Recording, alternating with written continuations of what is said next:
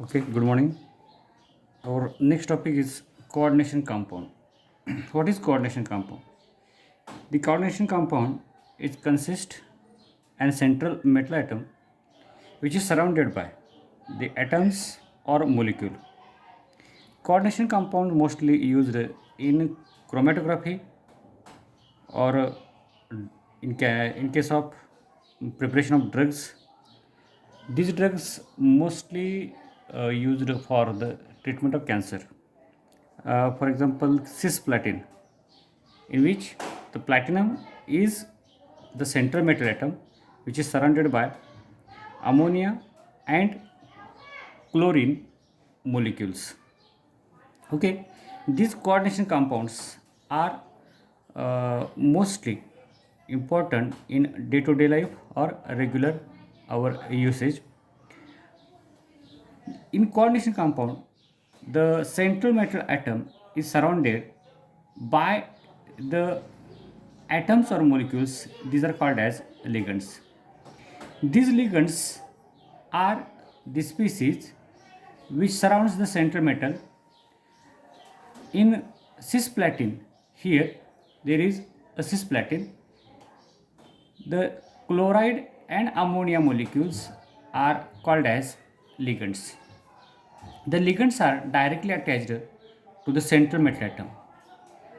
They are formed by coordinate bond because the lone pair donor lone pair donor molecules or the atoms are called as ligands which are directly coordinate with the central metal atom. The coordinate bond is indicated by the arrowhead. The electron donors are called as ligands. The ligands are electron-rich species which donates lone pair of electron to the central metal atom. In cisplatin, the structure of cisplatin is like this. There is a central metal atom, platinum, and two ammonia molecule, while two chlorine atoms are surrounded to the central metal atom, platinum. This is the overall concept of coordination compound. The next point is the types of ligands. The ligands are classified as monodentate ligand, polydentate ligand.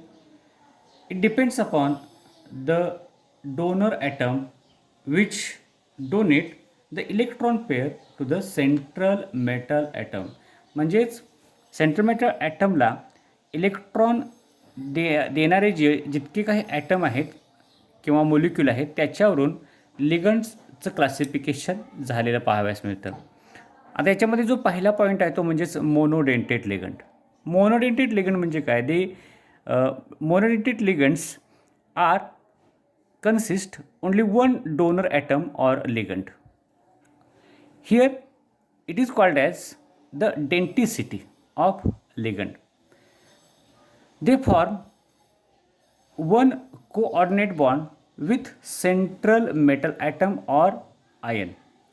Example of monodentate ligands are Cl minus, OH minus or Cn minus ligands. Okay. Cl minus OH minus किंवा Cn minus याच्यामध्ये एकच item हा central metal ॲटमशी coordinate bond तयार करून त्याच्याबरोबर तो coordinate झालेला असतो असं म्हणूया आपण. दुसरा जो पॉईंट आहे तो म्हणजेच पॉलीडेंटेट लिगंड. आता पॉलीडेंटेट लिगंड म्हणजे एकापेक्षा जास्त डोनर ॲटम ज्या कोऑर्डिनेट कंपाऊंडमध्ये असतात त्याला पॉलीडेंटेट लिगंड असं म्हणतात. आता पॉलीडेंटेट लिगंड हे पुन्हा वेगवेगळ्या पार्टमध्ये क्लासिफाय केलेले आहेत.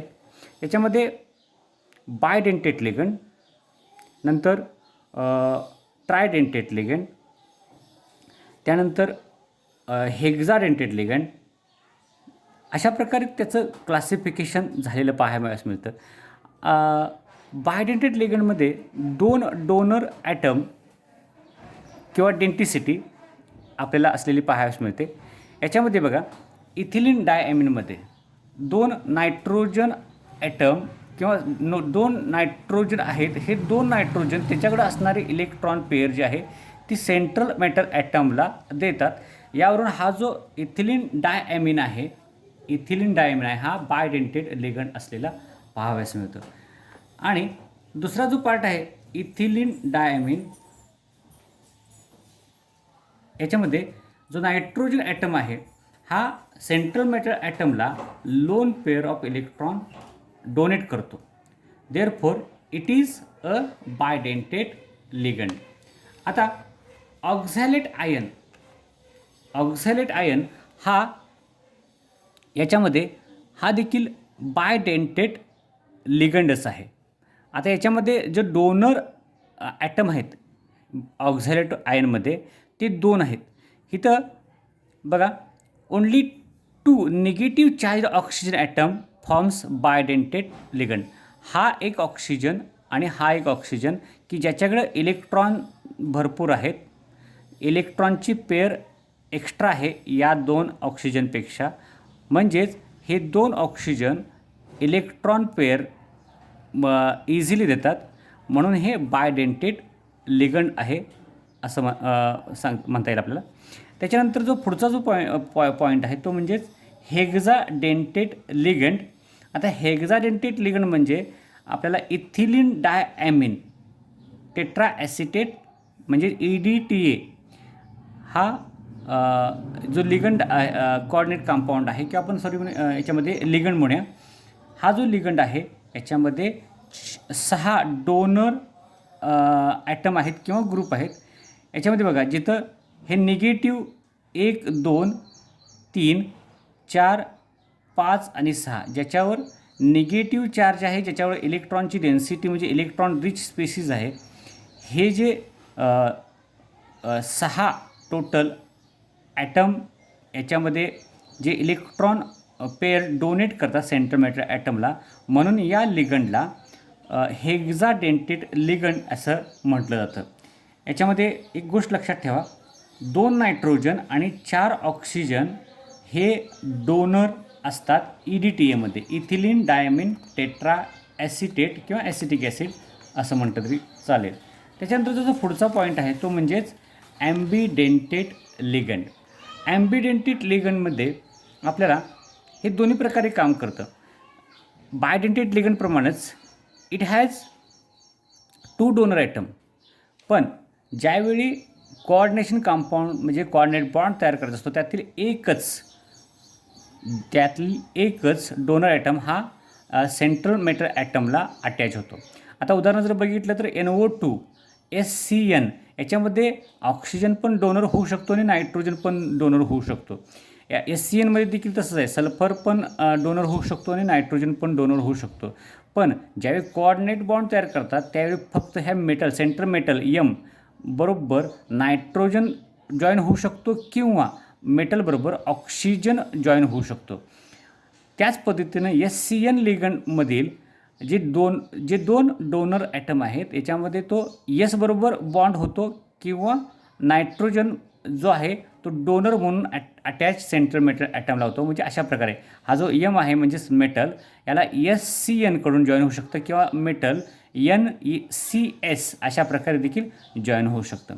आता या टॉपिकमध्ये कोऑर्डिनेशन कंपाऊंडमध्ये काही टर्म्स आहेत. ह्या टर्म्स कुठल्या आहेत बघा, तर त्याच्यामध्ये पहिली जी टर्म आहे ती म्हणजेच coordination sphere. The sphere in which central metal ion and ligand are linked together and enclosed in a square bracket is called as coordination sphere. ज्याच्यामध्ये सेंट्रल मेटल ॲटम आणि लिगंड हे स्क्वेअर ब्रॅकेटमध्ये दाखवले जातात. अशा प्रकारे इथं बघा K4FeCN6 पोटॅशियम फेरोसायनाइडमध्ये जे स्क्वेअर ब्रॅकेटमध्ये जे दाखवलेले आहे हे याला कोऑर्डिनेशन स्पियर म्हणतात. आता ह्या कोऑर्डिनेशन स्पियर लाच ज्यावेळी याच्यावर चार्ज असतो, ह्या कोऑर्डिनेशन स्पियरवर ज्यावेळी चार्ज असतो त्यावेळी अशा प्रकारच्या कंपाऊंडला किंवा कॉम्प्लेक्स आयन असं म्हटलं जातं. ज्यावेळी ह्याच्यावर ज्यावेळी प्लस किंवा मायनस चार्ज असेल त्यावेळी त्याला कॉम्प्लेक्स आयन म्हणतात. इथं बघा Fe6 4- is a coordination sphere and 4K plus are ionizable ion. यामध्ये हा कोऑर्डिनेशन स्पियरच्या बाहेर आहे, म्हणजे याला आपण आयोनायझेशन स्पियर असं म्हटलं जाईल, म्हटलं जातं. तर ही एक पहिली टर्म झाली कोऑर्डिनेशन स्पियरची, की ज्या ठिकाणी सेंट्रल मेटल ॲटम जो आहे आयर्न, याला सायनाईड हे लिगंड डायरेक्टली अटॅच आहे, यालाच कोऑर्डिनेशन स्पियर असं म्हटलं जातं. दुसरा पॉईंट जो आहे त्याच्यामध्ये तो म्हणजेच charge number of complex ion. आता charge number of complex ion म्हणजे काय? The net charge on complex ion is called as charge number.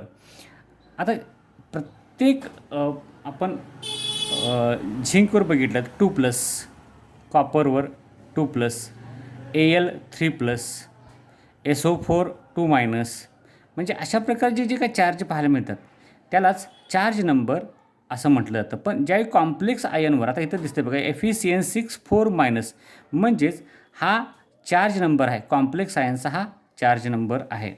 आता यालाच चार्ज नंबर म्हणजे नेमकं काय, तर it is a algebraic sum of charges carried by the metal ion and ligand. म्हणजेच Fe हा पॉझिटिव्ह आहे, Cn हे मायनस आहे, यांच्यामधली जी काही अल्जेब्रिक सम आहे, म्हणजेच Fe2+, म्हणजे 2+ हा आयर्नवर असणारा चार्ज, Cnवर प्रत्येकावर -1 चार्ज, म्हणजे टोटल झाले किती 6, 2+2 आणि 6- ह्याची जर अल्जेब्रिक सम केली तर ती 4- येते. म्हणजे अशा प्रकारे आपल्याला चार्ज नंबर असलेला पाहायला मिळतो प्रत्येक कॉम्प्लेक्स आयनवर. त्याच्यानंतर जो पुढचा पॉईंट आहे तो म्हणजेच oxidation state of central metal.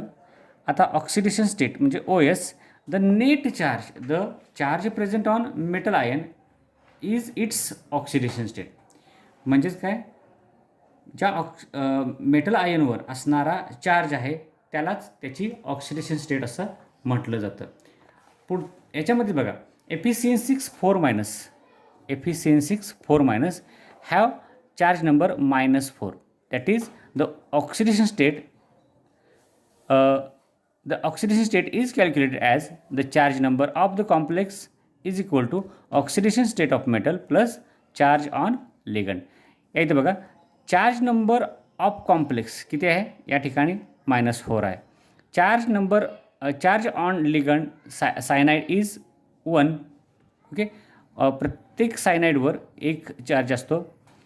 नंतर टोटल नंबर ऑफ लिगंड्स किती आहेत? टोटल 6 आहेत, म्हणजे 6 त्या प्रत्येकावर 1 चार्ज आहे. म्हणजे काय होईल, फॉर्म्युलानुसार चार्ज नंबर वरील कॉम्प्लेक्स आयनचा -4 आहे, is equal to oxidation state of metal.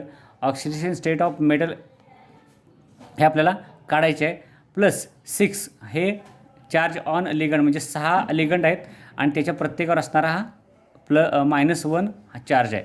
Therefore OS of metal म्हणजे oxidation state of Fe is -4 plus 6 into -1. Therefore +2 is the oxidation state of Fe. Feची ऑक्सिडेशन स्टेट जी आहे ती +2 आहे, हे लक्षात असू द्या. ठीक आहे, ओके, थँक्यू.